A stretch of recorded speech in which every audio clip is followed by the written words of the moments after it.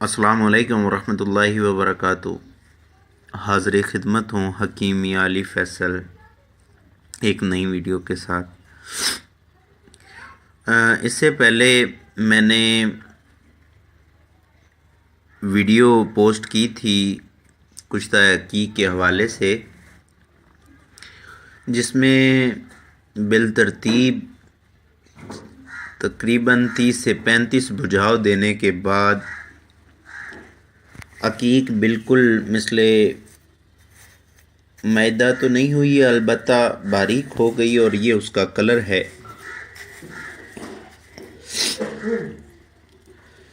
तो इसमें इसको खल करके मज़ीद इसको बारीक और आटे की मानंद करना होता है।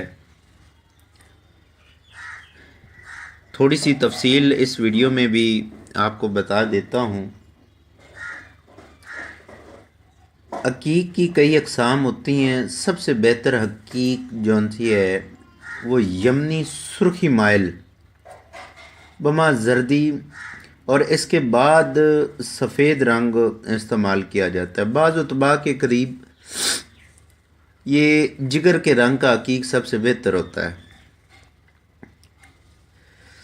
चूँकि अकीक मुकवी कल्ब है, खुफकान, दिल की घबराहट, दिल का बैठना, जरियान खून, सुद्दा जिगर तहाल, इसको रफ़ा करता है, इस मर्ज़ को दूर करता है। इसका कामिल कुश्ता आँखों में लगाने से बसारत को तेज़ करता है, नज़र को तेज़ करता है।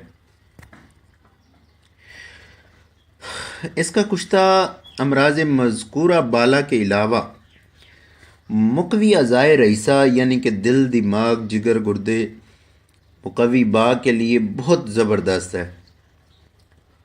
मादे तौलीद को गलीज़ गाढ़ा करता है, मुरक्कब पत्तों में मुश्तमिल है। सुजाक, दरीना और ज़ख्मों के लिए ये इस्तेमाल किया जाता है। चूँकि ये एक नहायत सख्त पत्थर है, इसलिए इसको कुश्ता तैयार करने के लिए बहुत सी आग की ज़रूरत होती है।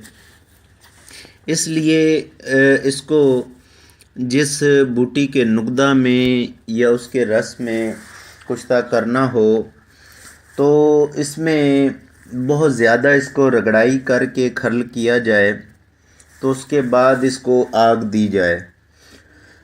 जब बिल्कुल यकीन कर लें कि ये बिल्कुल लतीफ़ हो गया, सारी इसकी कसाफ़तें दूर हो गई। अलबत्ता इसमें कसाफ़त तो इतनी ज़्यादा नहीं होती है। हजरियात का नुस्खा यानी कि ये जो अपना सिवाय अलमास के, डायमंड के, बाकी जितने भी हैं यकूत, पुखराज, अकीक, ज़मुर्द, इनके सारे कुश्ते जितने लतीफ़ और अच्छे बने हुए होंगे, जितने मिसले मैदा बने होंगे, यानी कि कहने का मकसद ये है जो आप अब ये देख रहे हैं इसमें दाना है। तो जब आप इसको ऐसे हाथ लगाएं और ये आपकी पूरों में दाखिल होना शुरू हो जाए, ये देखें, ये इन पूरों के अंदर दाखिल होना शुरू हो जाए तो समझ लें ये आपका कुश्ता तैयार हो गया है। इसकी मिकदार जौन सी है वो 1 से 2 रत्ती बकदरे के साथ दी जाती है। तो ये बहुत जल्द ही इसके असरात ज़ाहिर होते हैं और इसका किसी किस्म का नुकसान नहीं है जैसे दूसरे कुश्तों का होता है, जैसा कि मतलब पारे का और इसमें सुमल फार का, शिंगरफ का, वर्किया का, रस कपूर का, या फिर कोई भी अजसादी नुस्खे हैं जैसे दांतों के कोई भी नुस्खा तो वो अच्छा ना बना हो तो वो कुछ ना कुछ नुकसान करते हैं। तो ये जितने हजरियात हैं इनका इतना नुकसान नहीं होता। बस ये है कि आप एक चीज़ तैयार कर रहे हैं तो कोशिश ये किया करें कि सबसे लतीफ़ हालत बन जाए। پرانے قدیم حکماء جو بھی کشتہ سازی تیار کرتے تھے، اکسیر بناتے تھے، جو کہ لوگ آج بھی کہیں سوچتے ہوتے ہیں کہ فلاں سنیاسی جون سا ہے وہ ایک ککھ دیتے تھے، تو بات یہ ہے کہ وہ ایک ہی کشتہ کے اوپر سالوں محنت کرتے اور 100 سے زائد اس کو آتش سے گزارتے، 100 سے زیادہ آگ دیتے اور بہت زیادہ کھرلائی اس کی کرتے، تو پھر اس کی یہ حالت ہو جاتی ہے کہ وہ جیسے روح کی مانند ہوتا ہے، ایسے ہوا ہوتی ہے، تو اس کا ایک چاول برابر یا آدھا چاول خوراک جون سی استعمال کرتے ہی میدا جون سا ہے اس کو قبول کرتا ہے اور فوری طور پہ خون میں شامل ہو کے تو وہ اپنا مطلوبہ فائدہ اپنا جون سا ہے وہ دکھاتا ہے۔